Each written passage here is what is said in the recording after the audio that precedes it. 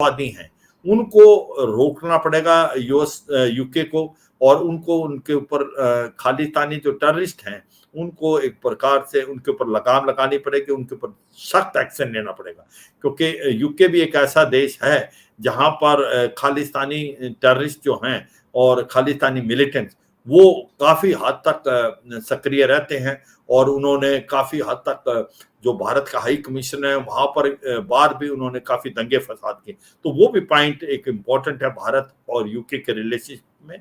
मगर मुझे लगता है ओवरऑल रूस Su-57 के बारे में भी बातचीत करना चाहता है कि वो 5th जनरेशन है, वो चाहता है कि भारत Su-57 ले, मगर भारत का नजरिया मुझे लगता है अलग है, क्योंकि Su-57 राफेल के मुकाबले में बहुत कॉस्टली है और उसकी डिपेंडेबिलिटी नहीं है। मुझे इसके ऊपर बातचीत होगी, उसके रिलेशनशिप हरदम गहरे रहे हैं, और इसीलिए अमेरिका ने भी इस चीज को माना था जब भारत ने 32% ऑयल लेना स्टार्ट किया था 2% से, और क्योंकि उस पर कोई इकोनॉमिक सैंक्शन नहीं थे, क्योंकि ज्यादातर ऑयल जो था वो यूरोप को जाता था। तो मुझे लगता नहीं कि कुछ ऐसा होगा, मगर हाँ ये एक सेंसेशनल पॉइंट है, जबकि भारत के प्रधानमंत्री रूस जा रहे हैं, उसी दिन नेटो की भी मीटिंग हो रही है। नमस्कार दोस्तों, मैं अंबर जैदी। बहुत स्वागत है आप सबका हमारे आज के खास कार्यक्रम में। और आज हमारे साथ मौजूद हैं मेजर जनरल अश्विनी सिवाच। जय हिंद सर, नमस्कार, बहुत स्वागत है आपका। जय हिंद अंबर। सर, प्रधानमंत्री मोदी 8 से 9 मॉस्को और 9 से 10 ऑस्ट्रिया में रहेंगे। प्रधानमंत्री मोदी की इस जो ये फॉरेन विजिट्स हैं, इनसे काफी बड़ी उम्मीदें लगाई जा रही हैं। इनफैक्ट ऑस्ट्रिया और मॉस्को में काफी एक्साइटमेंट भी प्रधानमंत्री मोदी की विजिट को लेकर नजर आ रहा है। मैं आपसे ये जानना चाहूंगी कि प्रधानमंत्री मोदी की इस विजिट के क्या-क्या ऑब्जेक्टिव्स रहेंगे, किन-किन विषयों पर बात हो सकती है? थोड़ा अगर आप हमारे व्यूअर्स की जानकारी के लिए बता पाएं। बिल्कुल, देखो ये सच्चाई है कि भारत और रूस के बीच में रिलेशनशिप बहुत ही गहरे हैं। 1971 की लड़ाई के बाद जब हमारी फ्रेंडशिप ट्रीटी साइन हुई थी, उसके बाद भारत और रूस के रिलेशनशिप में बढ़ोतरी होती गई। ये भी सच्चाई 2000 से के बाद हम एनुअल मीटिंग करते हैं, एक बार भारत में होती है और एक बार रूस में होती है। कोविड के कारण और कुछ एक और कारण 2-3 साल ये नहीं हो पाई। ये 22वीं मीटिंग है जो कि 2021 के अंदर वो भारत में हुई थी, अब वो रूस के अंदर होनी है, इसलिए भारत के प्रधानमंत्री जा रहे हैं रूस के अंदर। मगर ये सच्चाई है कि जो पहली मीटिंग है बायलैटरल टॉक्स के लिए भारत के प्रधानमंत्री तीसरी बार इलेक्ट होने के बाद रूस जा रहे हैं। तो ये एक बड़ा इंपॉर्टेंट मैसेज वर्ल्ड के अंदर भेजा जा रहा है कि भारत और रूस के रिलेशनशिप में बहुत गहराई है। जब भारत के प्रधानमंत्री रूस जा रहे हैं, उसी दिन ही नेटो की भी मीटिंग हो रही है अमेरिका के अंदर। तो ये भी एक बड़ा इंपॉर्टेंट कोइंसिडेंस है। ये सच्चाई है कि भारत और रूस के रिलेशनशिप में बहुत ज्यादा बढ़ोतरी हुई है कुछ एक सालों में, और उसकी वजह है कि एक तो गैस और ऑयल। अगर आप देखें कि जो बातचीत भारत और रूस के बीच में होने वाली है वो करीब करीब 7 पॉइंट है। एक तो सबसे पहले है कि भारत वहां से 32% ऑयल लेता है, स्पेशली रशिया यूक्रेन वॉर के बाद। पहले 2% लेता था, अब वो डिस्काउंटेड रेट पे लेता है और रूबल वाले उसमें लेता है, रूपी में पे करता है। मगर ये भी सच्चाई है कि भारत का जो इंपोर्ट है वो $60 बिलियन है, क्योंकि ऑयल हम बहुत ले रहे हैं, मगर हमारा एक्सपोर्ट रूस में $4 बिलियन है। तो ये एक ट्रेड डेफिशिएंसी है, इसको भी पूरा करने की बातचीत होगी। किस प्रकार से एग्रीकल्चर है, फार्मास्यूटिकल है, मैन्युफैक्चरिंग है, सर्विसिंग गुड्स है, वो भारत से ज्यादा बेचे जा सके रूस को, जिससे ये ट्रेड डेफिसिट कम हो, क्योंकि नहीं तो रुपये जो भारत देता है उस रुपये का रूस क्या करेगा। ये पॉइंट बड़ी बार बार आता है, और वो प्रेशराइज करा भारत येन में पेमेंट करे, मगर भारत चाहता है कि रुपए में करे, मगर ये ट्रेड डेफिसिट को कम करने की बातचीत होगी। दूसरा इंपॉर्टेंट पॉइंट भारत और रूस के बीच में है कि भारत, ये सच्चाई है, 60 से 70% किसी समय रूस से हथियार खरीदता था, अब वो घट के 30 से 40% रह गए। ज्यादातर हथियार भारत बनाता है, मगर जो S-400 है जिसको भारत ले रहा है वहां से, उसकी 5 रेजिमेंट आनी थी, अभी तक 3 रेजिमेंट आई हैं। क्योंकि रशिया यूक्रेन वॉर हो रहा है, तो रूस उसको बढ़ा नहीं पा रहा, तो 2 रेजिमेंट के बारे में भी भारत बातचीत करेगा रूस से कि वो कब आएंगी। जी। तीसरा जो इम्पोर्टेंट चीज है, ये भारत के अंदर रूस एक ऐसा देश है कि न्यूक्लियर पावर रिएक्टर्स जो कि बिजली बनाने के लिए तमिलनाडु में कुंडाकुलम में हैं, और वो 2 उसकी यूनिट ऑपरेटिव 1 2 और 3 से 6 जो यूनिट हैं वो एक प्रकार से अंडर कंस्ट्रक्शन है, उनके ऊपर भी बातचीत होगी। क्योंकि न्यूक्लियर पावर से एक प्रकार इलेक्ट्रिसिटी बनाना बहुत ही इंपॉर्टेंट है, क्योंकि सबसे क्लीन एनर्जी माना जाता है। और उससे नेक्स्ट पॉइंट ये है, ये व्लादिवोस्टोक जो कि इसको फार ईस्ट रशिया बोलते हैं, वहां जी। और चेन्नई के बीच में जो हमारा सी ट्रेड होगा, उसके ऊपर पहले बातचीत बहुत हुई थी। अब उसको मुझे लगता है रिवाइव किया जाएगा कि किस प्रकार से हम इस ट्रेड लिंक को दोबारा करें, क्योंकि उससे हम एलएनजी भी सोच रहे हैं लेने की। भारत और रूस के ट्रेड के अंदर बहुत चांसेस हैं बढ़ाव करने के, और स्पेशली भारत काफी इंपोर्ट करना चाहता है, एक्सपोर्ट करना चाहता है बृहस्पति इंपोर्ट के, तो उसके ऊपर भी बातचीत होगी। और दूसरा पॉइंट ये है कि कहीं ना कहीं रूस SU-57 के बारे में भी बातचीत करना चाहता है कि वो 5th जनरेशन है, वो चाहता है कि भारत SU-57 ले, मगर भारत का नजरिया मुझे लगता है अलग है, क्योंकि SU-57 राफेल के मुकाबले में बहुत कॉस्टली है और उसकी डिपेंडेबिलिटी नहीं है। मुझे इसके ऊपर बातचीत होगी, मगर चांसेस इसके कुछ होने के कम हैं, क्योंकि भारत चाहेगा जो एमका जिसके बारे में भारत कह रहा है वो भारत खुद बनाए, जॉइंट प्रोटेक्शन से बनाए, और वो ट्रांसफर टेक्नोलॉजी से बने भारत में, तो उसकी बातचीत हो सकती है, पर चांसेस कम।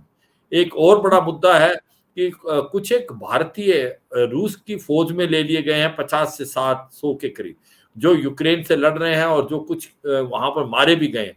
तो ये भी पॉइंट आएगा भारत का कि इसको वापस भेजा जाए, कोई भारतीय रूस की फौज में जबरदस्ती ना डाला जाए, जैसे हुआ है सुनने में आया। तो इसके बारे में भी बातचीत होगी। जी। कहीं ना कहीं रशिया यूक्रेन की लड़ाई के बारे में भी बात होगी, क्योंकि भारत का हरदम नजरिया रहा है कि ये लड़ाई बंद होनी चाहिए। भारत चाहता है डायलॉग और डिप्लोमेसी से, कोई ना कोई बातचीत से समझौता होना चाहिए, क्योंकि भारत, सब कहते हैं कि एक ऐसा देश है जिसके रिलेशनशिप अमेरिका से भी अच्छे हैं, जिसके रिलेशनशिप यूरोप की सभी और कंट्री से भी अच्छे हैं, जिसके रिलेशनशिप यूक्रेन से भी अच्छे हैं, जिसके रिलेशनशिप रूस से भी अच्छे हैं। तो ऐसे में भारत एक फैसिलिटेटर का काम कर सकता है, एक मीडिएटर का काम कर सकता है, क्योंकि जी। भारत के प्रधानमंत्री, अगर आपको याद हो अंबर, जब समरकंद के अंदर एससीओ मीटिंग हुई थी 2022 में, तो उन्होंने पुतिन की आंखों में आंखें डाल के बोला था, this is not an era of war, ये वक्त लड़ाई का नहीं है, डायलॉग और डिप्लोमेसी से समझौते होने चाहिए। तो भारत के ने हरदम साथ दिया है शांति का, और इसीलिए भारत स्ट्रेटेजिक पार्टनर रूस का भी है, स्ट्रेटेजिक पार्टनर अमेरिका का भी। भारत किसी के साथ मिलिट्री अलायंस नहीं करता, एक स्ट्रेटेजिक ऑटोनॉमी का मुजाहरा करता है। तो मुझे लगता जी। है कि वो भारत की बात भी सुनते हैं। तो मुझे लगता है ये जो विजिट है रूस के ऊपर लिए और भारत के बीच में बहुत ही इम्पोर्टेंट है, और क्योंकि आज की तारीख में रूस आइसोलेटेड है, रूस के पास कोई ज्यादा दोस्त नहीं है, कुछ गिन चुन के नॉर्थ कोरिया है, चीन है, ईरान है, इसके अलावा उसके पास ज्यादा दोस्त नहीं है, या बेलारूस। तो ये विजिट काफी माने मीनिंगफुल रहेगी अंबर। जी, बिल्कुल, क्योंकि भारत और रशिया के जो रिश्ते हैं वो, और जो भारत के उद्देश्य रहेंगे इस विज़िट पे, वो तो आपने बताया, लेकिन रशिया के पॉइंट ऑफ व्यू से भी बात करें तो उनके लिए भी ये एक अहम समिट साबित होने वाली है। लेकिन सर, आपने बात की नेटो की। इस समय नेटो की भी मीटिंग चल रही है, और ऐसे में प्रधानमंत्री मोदी रशिया विज़िट करते हैं, तो क्या अमेरिका और वेस्ट से कोई रिश्तों पर असर पड़ सकता है, या जिस तरह से हमारे रिश्ते चलते आ रहे हैं सभी देशों के साथ, वैसे ही हम उनको बहाल रख पाएँगे? मुझे लगता नहीं कि उसके ऊपर कोई मिसरीडिंग होगी, क्योंकि ये एक प्रकार से एनुअल मीटिंग है, और ये दोनों देशों के बीच में होती रहती है, बीच में नहीं हो पाई है। तो इसलिए अमेरिका और नेटो कंट्रीज भी मैच्योर्ड हैं, वो समझती हैं कि भारत के जो रूस के साथ रिलेशनशिप हैं वो एक और दौर के हैं, क्योंकि जब भारत को कोई हथियार नहीं देता था, अमेरिका हमको ट्रांसपोर्ट टेक्नोलॉजी नहीं करता था, हथियार नहीं था, इंडिया के पास कोई चॉइस नहीं थी। भारत जो है एक प्रकार रूस से ही हथियार लिए। तो इसलिए भारत और रूस के रिलेशनशिप ज्यादा अच्छे हैं। इसीलिए अगर आप देखें S-400 जब भारत ने दिया तो उसके ऊपर काटसा नहीं लगा, जिसको इकोनॉमिक सैंक्शन बोलते हैं। जबकि S-400 टर्की ने भी लिया, चीन ने लिया, दोनों पे लगा, और टर्की के तो F-35 भी एयरक्राफ्ट बंद हो गए। तो मुझे लगता नहीं कि ऐसा कुछ होगा, क्योंकि वो समझते हैं भारत की जो डिप्लोमेसी की मैच्योरिटी को, क्योंकि ये पहले प्लान हो जाती हैं, कोई इसके अंदर ऐसा समझना नहीं चाहिए। ये वाकई बात है कि आज पुतिन आइसोलेटेड है, मगर भारत और रूस के रिलेशनशिप हरदम गहरे रहे हैं, और इसीलिए अमेरिका ने भी इस चीज को माना था जब भारत ने 32% ऑयल लेना स्टार्ट किया था 2% से, और क्योंकि उसमें कोई इकोनॉमिक सैंक्शन नहीं थी, क्योंकि ज्यादातर ऑयल जो था वो यूरोप को जाता था। तो मुझे लगता नहीं कि कुछ ऐसा होगा, मगर हाँ, ये एक सेंसेशनल पॉइंट है। जबकि भारत के प्रधानमंत्री रूस जा रहे हैं, उसी दिन नेटो की भी मीटिंग हो रही है अमेरिका में। अंबा जी सर, रशिया और भारत के बीच जो जल मार्ग है उसको लेकर भी काफी चर्चा हो रही है। क्या और किस तरह का ये एक प्रपोजल है, किस तरह का प्रोजेक्ट है, इस पे अगर आप थोड़ा जानकारी दे पाएं। देखो, ये सच्चाई है कि ये रास्ता जो चेन्नई से लेके व्लादिवोस्तोक जो है फार ईस्ट रूस का, उसके अंदर गैस है, ऑयल है, वो दे जाए, और बाकी भी ट्रेड हो सकता है जो कि इंडियन ओशन से होके साउथ चाइना सी से जाएगा, इंडो पैसिफिक से। तो ये जो रूट है ये एक छोटा रूट है, सस्ता रूट, क्योंकि वर्ल्ड ट्रेड जो होता है शिप से और सी से, वो सबसे बेटर है, वो ज्यादा इकोनॉमिकल भी। तो इसके ऊपर बहुत जोरों से बातचीत चल रही है, और काफी हद तक हम आगे पहुंच गए इसमें कि किसी तरीके से इसको फॉर्मलाइज किया जाए, बातचीत करके ट्रेड एग्रीमेंट साइन हो, और भारत और रूस के बीच में और ट्रेड हो, क्योंकि इसका पोटेंशियल बहुत है। जैसे मैंने बताया कि भारत ऑयल लेता है और इंपोर्ट करता है $60 बिलियन का, एक्सपोर्ट भारत रूस को $4 बिलियन ही करता है। अगर ये लिंक बनेगा, सी रूट बढ़ेगा, शिप चलेंगी, चेन्नई से लेके व्लादिवोस्तोक में चलेगा, तो मुझे लगता है कि भारत अपना एक्सपोर्ट बढ़ा सकता है। तो ये विन विन सिचुएशन है भारत और रूस के लिए, और ये मुझे लगता है इसके अंदर काफी कुछ बातचीत होने वाली है जब प्रधानमंत्री और पुतिन मिलेंगे। जी सर, ये तो बात हुई रशिया की, लेकिन अगर हम ऑस्ट्रिया विजिट की बात करें, क्योंकि प्रधानमंत्री मोदी 9 से 10 जुलाई ऑस्ट्रिया भी रहेंगे। ऑस्ट्रिया विजिट के क्या क्या उद्देश्य रहने वाले हैं, उस पर भी थोड़ी जानकारी मैं आपसे चाहती हूँ। हाँ, देखो, ऑस्ट्रिया में 40 साल के बाद कोई प्रधानमंत्री जा रहे हैं, और ऑस्ट्रिया जो है एक प्रकार से उनके जो चांसलर हैं उनसे बातचीत होगी। और ये भी सच्चाई है कि ऑस्ट्रिया और भारत के रिलेशनशिप बहुत अच्छे रहे हैं। वहाँ से भारत का और ऑस्ट्रिया का ट्रेड भी है, और ये टेक्नोलॉजी भारत ने ऑस्ट्रिया से ली है, जो कि टनल, कोल्ड फ्रीज टनल बनाने का जो तरीका है वो हमने ऑस्ट्रिया से लिया है।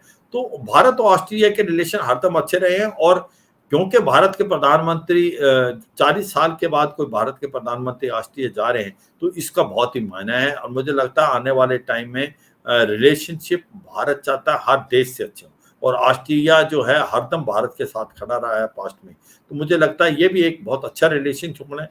ज्यादातर बात इकोनॉमी की होगी, ज्यादातर बात होगी म्यूचुअल ट्रेड की। आज की तारीख में ये एक बहुत इंपॉर्टेंट है। कहीं ना कहीं साइबर स्पेस, आर्टिफिशियल इंटेलिजेंस, ये भी बात हर देश के साथ होने लगी है। चाहे वो आप रूस के साथ भी देखें कि डिफेंस का होगा, स्पेस का होगा, क्योंकि वहां पर भी स्पेस का होने वाला है रूस के अंदर, जहां पर हमारे पायलट को ट्रेन करके वो एस्ट्रोनॉट को लेके जा रहे हैं। और तो ये सच्चाई है कि ऑस्ट्रिया भी भारत के लिए एक बहुत ही इंपॉर्टेंट देश है, और बहुत ही महत्वपूर्ण बातचीत होने वाली, स्पेशली इकोनॉमी को लेके, और कि किस प्रकार से दोनों देशों के बीच में और ट्रेड हो सकता है और इकोनॉमी हो सकता है। साइंस एंड टेक्नोलॉजी में किस प्रकार से आपस में एक प्रकार से दान प्रदान हो सकता है, स्पेस में भी हो सकता है। इस चीज की बातें होंगी, और ये सच्चाई है कि ऑस्ट्रिया भारत का एक बड़ा इम्पोर्टेंट पार्टनर है, एक रिलायबल पार्टनर रहा है। अंबर। जी। सर अभी कई देशों में चुनाव हुए, ईरान में हुए और यूके में भी हुए और बड़ा चेंज हमने देखा है, दोनों ही जगह लिबरल्स सत्ता में आए हैं। उधर ईरान में मसूद पेज़ेश्कियान और यूके में कीर स्टारमर। अगर हम यूके की बात करें, यूके से भारत के रिश्ते बेहतर रहे हैं, लेकिन कुछ ऐसी चीज़ें हैं जो कि हमने देखा है कि ऋषि सुनक के रहते हुए फ्री ट्रेड एग्रीमेंट को लेकर काफ़ी तेज़ चर्चा हो रही थी। क्या कीर स्टारमर के रहते हुए फ्री ट्रेड एग्रीमेंट पे कुछ हम तेज़ी देख सकते हैं? इकोनॉमी को लेकर क्या बदलाव और भारत और अगर यूके के रिश्तों पे हम किस तरह के बदलाव देख सकते हैं फ्यूचर में? हाँ, बिल्कुल। देखो ये सच्चाई है कि यूके के अंदर जो अभी लेबर पार्टी जीत के आई है और जिस प्रकार से कीयर स्टारमर बन के आए हैं, प्रधानमंत्री हैं, तो ये लेफ्ट सेंटर लेफ्ट है।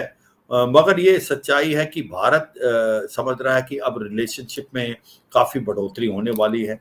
उसके 2-3 वजह यही है जो होने वाले जो आपने इशारा किया। एक तो जो फ्री ट्रेड एग्रीमेंट है उसके ऊपर बातचीत तो काफ़ी टाइम से हो रही, मगर उसको अभी तक हम क्लोज़ नहीं कर पाए। अगर फ्री ट्रेड एग्रीमेंट होता दोनों देशों को बहुत फ़ायदा है, क्योंकि अब यूके जो है यूरोपियन यूनियन का हिस्सा नहीं, उसको भी चाहिए और भारत को भी फ्री ट्रेड एग्रीमेंट चाहिए। मुझे लगता है कि अभी कीयर स्टारमर आए हैं, इससे जल्दी बढ़ावा आएगा, जल्दी फ्री ट्रेड होगा।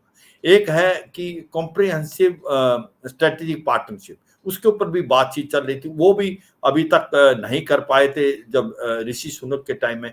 उसके ऊपर भी बात हो रही है कि उसको भी स्ट्रेटेजिक कॉम्प्रिहेंसिव पार्टनरशिप भी हो सकता है कि आने वाले समय में साइन हो। तो ऐसा लगता है कि जिस प्रकार से अभी वहाँ पर लेबर पार्टी आई है और कीयर स्टारमर आए हैं, रिलेशनशिप में बढ़ोतरी होगी, रिलेशनशिप में बढ़ावा आएगा।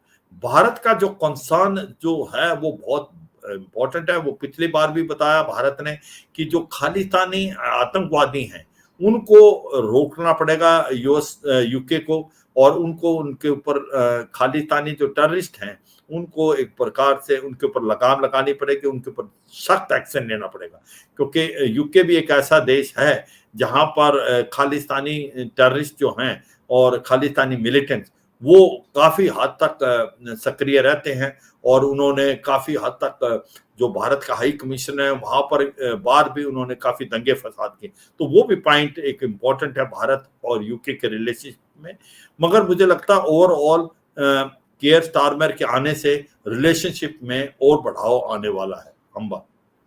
जी, और उम्मीद करते हैं कि ऐसा ही हो। लेकिन सर चलते-चलते एक सवाल और ईरान के जो नए प्रेज़िडेंट हैं वो भी लिबरल हैं मसूद पेज़ेश्कियान। ईरान और भारत के रिश्ते बहुत पुराने और बहुत गहरे हैं। मसूद पेज़ेश्कियान के आने के बाद से भारत और ईरान के रिश्तों में क्या हम बदलाव देखेंगे? क्योंकि हम जानते हैं कि मसूद पेज़ेश्कियान ये मानते हैं कि वेस्ट के साथ बातचीत होनी चाहिए और ट्रेड और फाइनेंशियल जो सिस्टम है उसमें आने की बात करते हैं। क्या उस सब से भारत और ईरान के रिश्तों पर कोई फ़र्क पड़ेगा अगर ऐसा कुछ होता है तो? पहले तो अंबर एक बड़ी खुशी की बात है कि रिफॉर्मिस्ट जो मसूद जज़कियान वो जीत के आया है। तो इसका मतलब जो कॉमन पब्लिक है ईरान की, वो एक चाहती है कि रिलेशनशिप हो, वो लिबराइज़ चाहते हैं। जैसे वहाँ पर आपको पता है जिस प्रकार से हिजाब के ऊपर बातचीत चली थी, काफ़ी औरतों को डिटेन भी किया गया था और बहुत अनफॉर्चुनेट था। अब जो रिफॉर्मिस्ट आ गए हैं मसूद जज़कियान, उनका नज़रिया बहुत अलग है। वो लिबरल हैं, वो थिंकर टाइप हैं। तो एक तो इंटरनली मुझे लगता है फ़र्क पड़ने वाला है। एक जो सोसाइटी बिल्कुल बहुत ज़्यादा जकड़ी गई थी, जिस प्रकार से वुमन के फ्रीडम को कुचल दिया गया था, मुझे लगता है उसपे काफ़ी कुछ फ्रीडम मिलने वाला है। दूसरी बात इम्पोर्टेंट ये है कि जो ये रिफॉर्मिस्ट हैं, ये चाहते हैं यूरोप के साथ भी अच्छे रिलेशन हो और बाकी नेबर के भी साथ अच्छे। तो मुझे लगता है कि काफ़ी फ़र्क पड़ने वाला है। हाँ, ये सच्चाई है कि वहाँ पर जो लास्ट कॉल है, वो सुप्रीम लीडर लेते हैं। अयातुल्लाह अल खमानी तो इतने रिफॉर्मिस्ट नहीं हैं, वो हार्ड लाइनर हैं। अब इनका और अयातुल्लाह खमानी का और मसूद जस्कियान का किस प्रकार से आपस में तालमेल होगा वो तो समय बताएगा, मगर ऐसा लगता है कि इन एज ए रिफॉर्मिस्ट वो प्रधानमंत्री बन के आए, प्रेसिडेंट बन के आए हैं ईरान के लिए, तो एक पॉजिटिव मैसेज है, पॉजिटिव मैसेज ईरान के लिए, पॉजिटिव मैसेज वर्ल्ड के लिए। जहां बात आती है भारत का, मुझे लगता है भारत के रिलेशनशिप जो बहुत अच्छे चल रहे हैं ईरान से, स्पेशली चाबार पोर्ट को लेके भारत अगले 10 साल जो है वो चलाएगा इसको, और भारत ने ये ईरान को नहीं, अमेरिका को विश्वास दिलाया, इस पे इकोनॉमिक सैंक्शन नहीं लगाए, क्योंकि जो चाबार एक बहुत ही इंपॉर्टेंट ट्रेड रूट है जो कि बाईपास करता पाकिस्तान में, जो कि अफगानिस्तान और सेंट्रल एशियन स्टेट से जोड़ता है, और फिर नॉर्थ साउथ ट्रांसपोर्ट कॉरिडोर के साथ लिंक करके वो एक प्रकार ईस्ट यूरोप और रूस को जोड़ता है। तो ये एक सबसे बड़ा ट्रेड रूट होने वाला आने वाले टाइम में। 18 से 20% वर्ल्ड का ट्रेड यहाँ से जाएगा, कम से कम 20 से 25 जीडीपी जाएगी इस इलाके से। तो इसलिए ये बहुत इंपॉर्टेंट है कि ये नॉर्थ साउथ ट्रांसपोर्ट कॉरिडोर से जल्दी लिंक अप हो, जो कि चाबार से सेंट्रल एशियन स्टेट और उसके बाद नॉर्थ साउथ। इसके अंदर रूस का भी बहुत इन्वॉल्वमेंट है, रूस भी चाहता है इस लिंक को हो, क्योंकि इसके कारण, क्योंकि भारत के रूस के साथ जो हैं वो ट्रेड रूट यहाँ से भी होंगे, तो ये बड़ी इंपॉर्टेंट चीज है। तो मुझे लगता है इसमें बढ़ावा आने वाला, कमजोरी नहीं।